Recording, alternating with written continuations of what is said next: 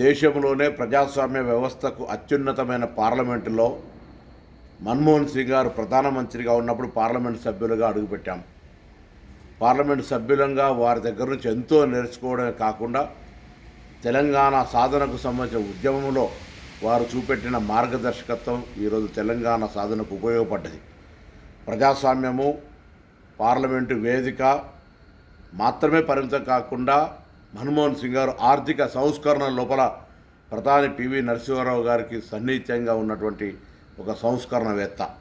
అంతేగాక భారతదేశంలో యూపీఏ కాలంలో 2004 నుంచి 2014 లోపల ఉపాధి హామీ పథకంతో పాటుగా విద్యా హక్కు, రైట్ టు ఇన్ఫర్మేషన్, భూసేకరణ యాక్ట్, ఇట్లా అనేకమైన చారిత్రాత్మక చట్టాలు తెచ్చినటువంటి మన్మోహన్ సింగ్ గారు మృతి పట్ల తీవ్ర సంతాపాన్ని వ్యక్తం చేస్తూ వారి కుటుంబ సభ్యులందరికీ నా ప్రగాఢ సానుభూతిని వ్యక్తం చేస్తాను. 15వ లోక్సభలో నా సహచార ఎంపీలందరి పక్షాన మేమంతా కూడా వారితో చాలా సాన్నిధ్యంగా 5 సంవత్సరాలు గడిపేటువంటి అవకాశం దొరికింది.